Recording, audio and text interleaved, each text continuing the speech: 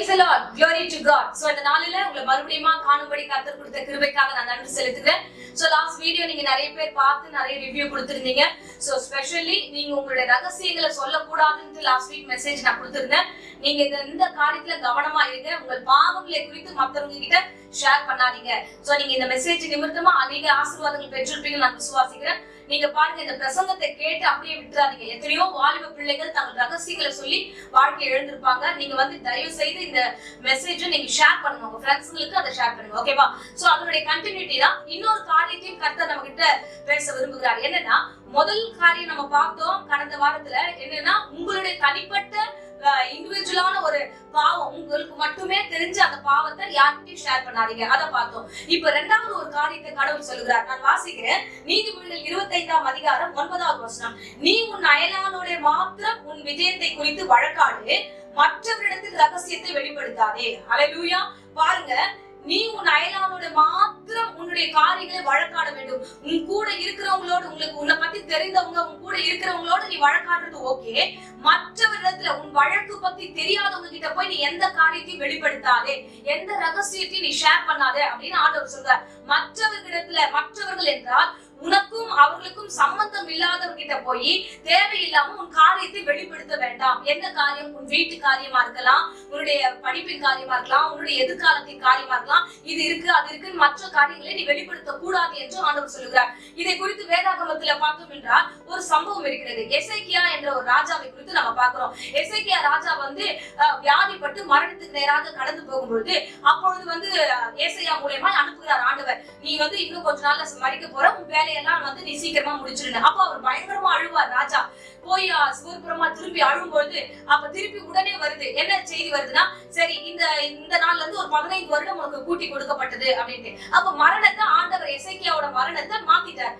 இந்த விஷயம் ஊர் நாடு முழுக்க, உலக நாடு முழுக்க எல்லாருக்குமே தெரிஞ்சு போச்சு. இந்த மாதிரி மரணத்துல இருந்தவருக்கு ஆண்டவர் ஒரு அற்புதம் செய்தாரு. இதை கேட்டு ரொம்ப தூர தேசத்துல இருந்து, அதாவது பாபிலோன் தேசத்துல இருந்து ராஜா அங்க இருந்து கடந்து வருகிறார். பலவிதமான பொருட்களோட, பலவிதமான ஆசீர்வாதமான எல்லா விஷயத்தையும் எடுத்துட்டு வர்றார். பாபிலோன்னாலே ஒரு ஸ்பெஷல் என்னன்னா, அந்த ஊர்ல இருக்கிற எல்லா பொருளுமே ரொம்ப விலை உயர்ந்ததா இருக்கும், ரொம்ப கலை உயர்ந்ததா இருக்கும். அவங்க தன்னை ப்ரொஜெக்ட் பண்றதே வித்தியாசமா அழகு வெளிப்படுத்துற மாதிரி அவங்களுடைய காரியம் இருக்கும். அவங்க என்ன பண்றாங்கன்னா, நிறைய கிஃப்ட்ஸ் எல்லாம் எடுத்துக்கிட்டு யாருமே தெரியாத கேள்விப்பட்ட ராஜாவை பார்க்கறதுக்காக அங்க வராங்க. ராஜாவை பார்த்ததுமே நம்ம ராஜா எக்ஸைட்டிங் ஆகி, அப்பா நம்மளை பார்க்க யாருன்னே தெரியல, தூர தேசத்துல இருந்து வந்திருக்காரா அப்படின்னு அப்படியே உருகி போறாரு.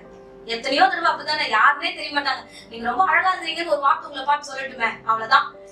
யாருன்னு தெரிஞ்சா கூட ஒரு விதமா அப்படியே அடுத்த தடவை பார்க்கும்போது உங்க ஸ்மைல் வேற மாதிரி காமிச்சு கொடுத்துரும். ஏதாவது ஒரு சின்ன இன்ட்டு உங்ககிட்ட யாரும் தெரியாதவங்க, சரி வெரி நைஸ், நீங்க பண்ணது ஓகே சூப்பர் அப்படின்னு ஒரே ஒரு பாசிட்டிவான வேர்ட், அவங்க யாரும் தெரியாது உங்களுக்கு. ஆனா நீங்க அதை கேட்கும் போது நீங்க வேற மாதிரி மாறிடுவீங்க. அந்த மாதிரிதான் இந்த ராஜா என்ன ஆயிட்டார் தெரியுமா?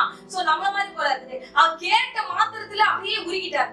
யாரும் தெரியாது, எங்க இருந்தோ வந்த ராஜா, ரொம்ப தூரத்துல இருந்து வந்திருக்காரு.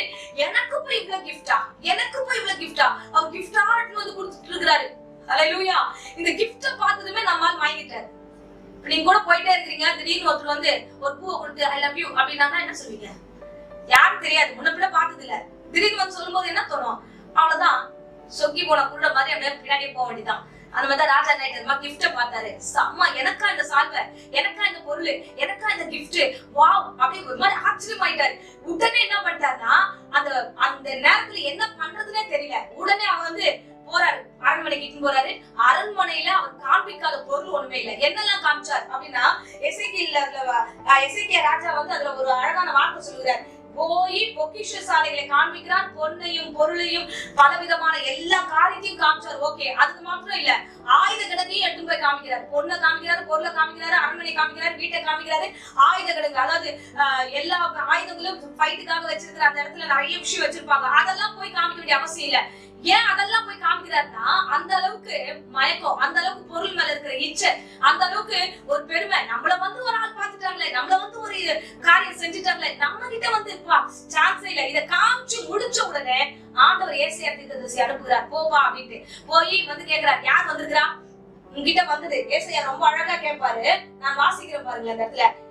எசேக்கியா ராஜாவிடத்துல ஏசாயா கேட்கிறாரு, மனுஷன் என்ன சொன்னான், அந்த மனுஷன் என்ன சொன்னான், எங்கிருந்து உம்மிடத்துல வந்தான் என்று கேட்டார். அதுக்கு எசேக்கியா சொல்லுகிறார், தூர தேசத்துல இருந்து அவர் வந்திருக்கிறாரு அப்படின்னு. சரி, ஓகே, நீ என்ன அவனுக்கு காமிச்ச அப்படின்னு கேக்குறாரு. நான் அவனுக்கு காண்பிக்காத பொருள் ஒன்றுமே இல்லை, நான் காமிக்காத பொருள் ஒண்ணுமே இல்லை, எல்லாத்தையும் காமிச்சிட்டேன். ஹல்லேலூயா. இன்னைக்கு பாருங்க, நீங்க தான் தேவனுடைய ஆலயம். உங்ககிட்ட ஒருத்தன் எதையாவது ப்ரொபோஸ் பண்றான், ஏதாவது விஷயம் யாருன்னே தெரியாது, நீ முன்ன பின்ன பார்க்காத ஒரு பர்சன், ஏதோ ஒரு காரியம், உன் அழகா இருக்கலாம், உன்னுடைய படிப்பா இருக்கலாம், உன்னோட டேலண்ட்ஸா இருக்கலாம், எதையோ பார்த்து அவன் மயங்கி வராங்கன்றதுக்காக உன் ஆலயத்தை திறந்து நம்ம காமிக்கலாமா? எல்லாத்தையும் காமிக்கலாம். அவன் சொல்றான், நான் காமிக்காத பொருள் எதுவுமே இல்ல. நம்மள பார்த்து ஒரு ஆள் இப்படி சொல்றாங்களே, ஒவ்வொன்னா எங்க வீட்டுல இத்தனை பேர் இருக்காங்க, எங்க அப்பா இங்க சம்பாதிக்கிறாரு, நாங்க இங்க இருக்கிறோம், எங்க வீடு பக்கத்துல இருக்கு, எங்க வீடு இந்த மாதிரி இருக்கு, நாங்க இவ்வளவு லோன் கட்டுறோம், இதை செய்யறோம், இதெல்லாம் யார் கேட்டா? நம்ம வீட்டு விஷயம் மத்தவங்களுக்கு சொல்ல வேண்டிய அவசியம் என்ன? இன்னைக்கு நிறைய வாலிபர்கள் என்ன பண்றதுன்னா, யாருன்னே தெரியாதவங்க கிட்ட நம்ம போய் உளறிக்கிட்டே இருக்கிறோம், ஒவ்வொரு விஷயமா உளறிட்டே இருக்கிறோம். இவன் பாங்க ஒரு கிஃப்ட பார்த்த உடனே தன்னுடைய ராஜ்யத்தின் மொத்தத்தையும் காமிச்சிட்டாரு. ஒரு ராஜா பண்ணக்கூடாத வேலை அதான். தேவன் உன்னை அப்படிதான் வைக்கிறார். ராஜாத்தியா அவர் மகிமையில உன்னை வச்சிருக்கிறார், ராஜாவா உன்னை வச்சிருக்கிறாரு. நீ என்ன பண்ற தெரியுமா?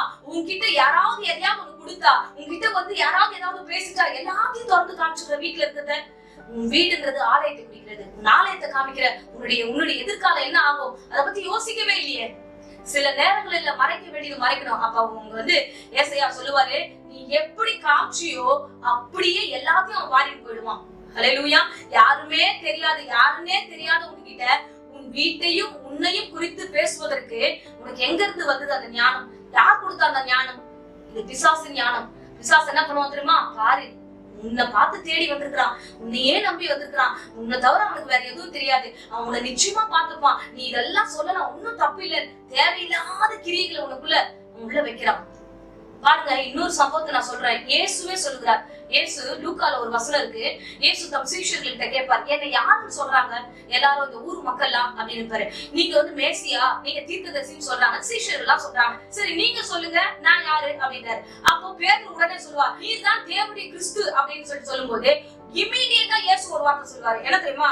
வாசிக்கிற பாருங்க, இது ஆவிக்குரிய வாழ்க்கைக்கு இது நிச்சயமா நமக்கு பிரயோஜனமா இருக்கும்.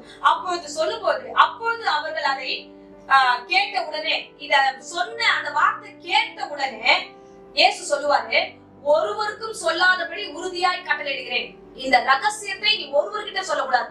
பேதுரு மேல சொல்றாரு. 20ஆம் வசனம், லூக்கா 9ஆம் அதிகாரம் 20-21 இந்த வசனம் இருக்கு. பாத்தீங்கன்னா, ஒருவர்கிட்ட கூட நான் தான் கிறிஸ்துன்னு சொல்லாத. இயேசு யாருக்கு பயப்படணும்?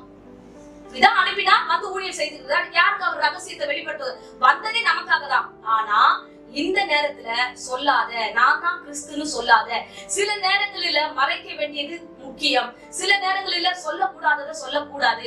திரும்ப 2 வாரமா கர்த்தர் உங்க இடத்துல பேசுறார். அருமையான வாலிப பிள்ளையே, நான் பேசுனது எப்படி புரிஞ்சுதுன்னு எனக்கு தெரியல, ஆனா உண்மை, கூடுமான வரைக்கும் உன்னை குறித்தும் பேசாத, உன் வீட்டை குறித்தும் பேசாத. ஓகே, இது வரைக்கும் ஒருவேளை யார்கிட்டயாவது ஏதாவது உளறி இருக்கலாம், ஏதாவது செஞ்சிருக்கலாம். ஆண்டவரே என்னை மன்னிங்கன்னு சொல்லுங்க.